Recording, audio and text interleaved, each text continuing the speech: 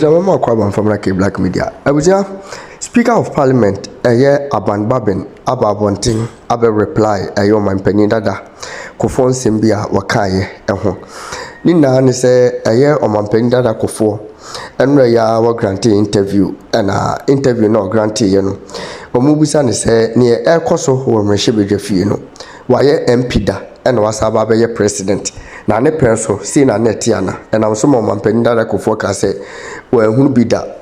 Nti onim di nti asa ne ma no ekoso a ema Speaker of Parliament Alban Bagbin etimi kasa de nsesi ne bo se ono wotumi echen Chief Justice of Supreme Court eno na Alban Bagbin tin sansem na oba monten abe mane ne pa yi se ye ka wo se me ye corrupt ye kata hye ye ka se ye ka obi a wo ye corrupt ne kata hye wo ye number 1 kire se emfie bi atwem abe president yenim se cocaine pa ne sinsusu a ekoi at the end of the day ye kohwe ya cocaine no adane konkonte ene ne ofaya pa wo ene oto aso aka ne nsem bi se enye easy se sebi wono nko apenso since ya kabi mam kabi buy from 1992 wo say mrehye bedwafie uwura hono ma ono nko ani nipa waba wo ye Speaker of Parliament ya woni abanya wo so mplempele no afa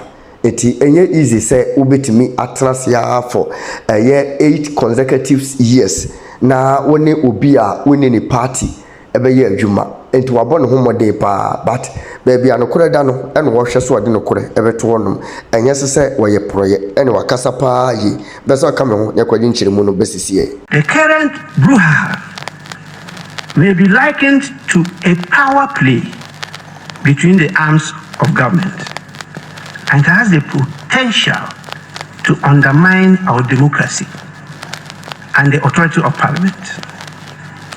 Its outcomes could subvert Ghana's institutional order and the democratic system that is have toiled, sacrificed their lives, and shed blood to establish for decades.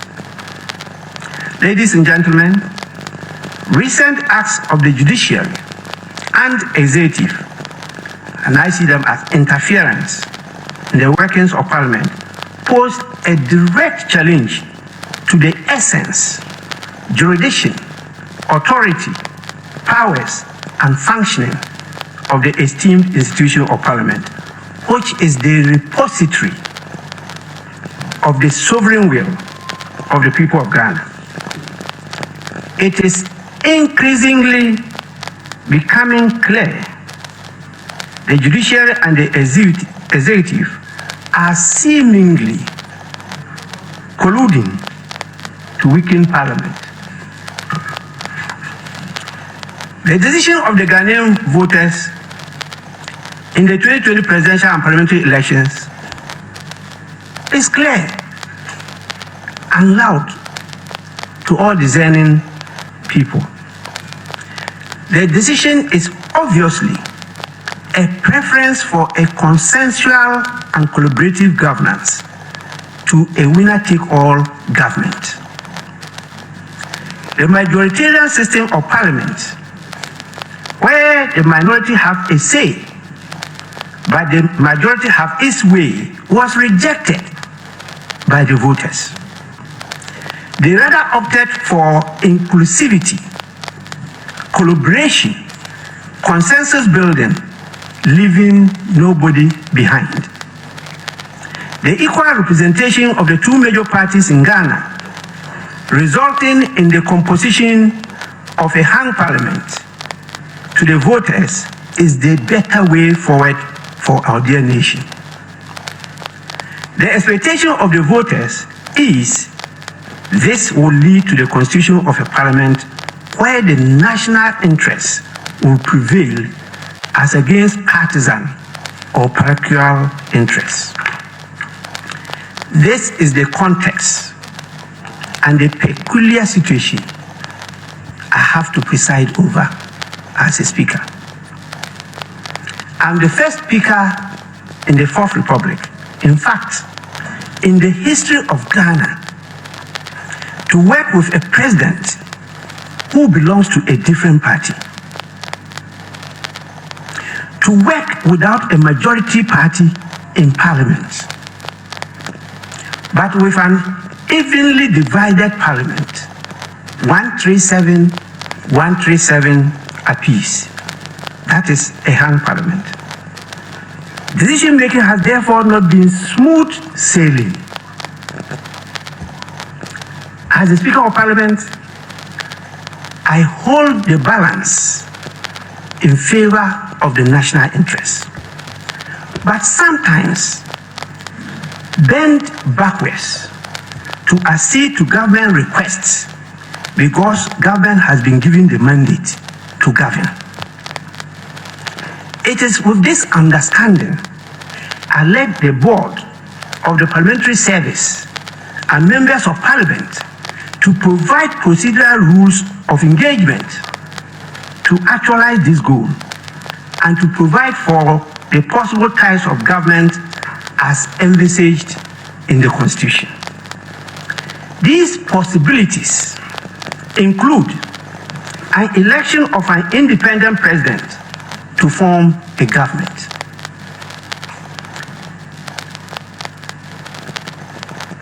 somebody who contests, as we have now, as an independent presidential candidate can be elected by the voters as the president of Ghana.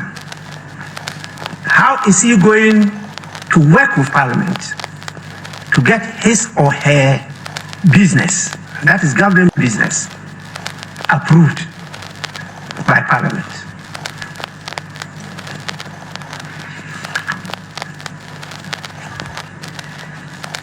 We have a possibility of a minority government where the voters vote for the president, but he has less members of Parliament, and that is a minority government. How is he going to get the majority members of Parliament to always approve his business for him to govern the nation? We also have a coalition or a merger of parties government. And the familiar one we know is the majority government. These are possible governments constitutionally guaranteed in Ghana. In the current hung parliament, the new standing orders of Parliament had to cater for such a government by a number of provisions in the standing orders. We also provided provisions for all the other options of government that I just explained. For instance, a day which we call a decision day has been designated in the new standing orders, where the Speaker, in consultation with the leadership of the House, will set aside to allow members of Parliament who are ministers and deputy ministers the opportunity to be present in Parliament to be counted in support of government position to ensure government business does not suffer for lack of government members of Parliament in Parliament.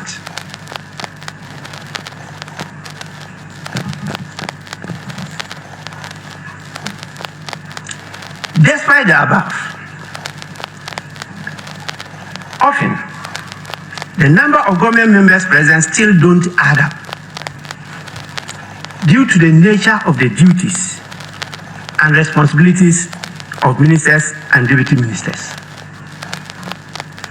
The NDC members of Parliament, however, understood the situation and on a daily basis cooperated with the MPP members of Parliament to see government business through. In spite of this, the NDC members are said to be saboteurs of government business. by the MPP members of Parliament and the followers of the new Patriotic Party. Those of you who cover proceedings on a daily basis are witnesses as to how sometimes I have to look at the members of the NDC in a very stern manner, which made them give in to their objections, just to get government business going. Ladies and gentlemen, the powers of the judiciary ends where the nose of Parliament starts. The Constitution is very clear on freedom of speech and of proceedings of Parliament. Articles 115 and 116 grant members of Parliament privileges and immunities of speech, debates, and proceedings on any matter or thing brought by a member in or before Parliament by petition, bill, motion, or otherwise. And I want to quote the two articles to you.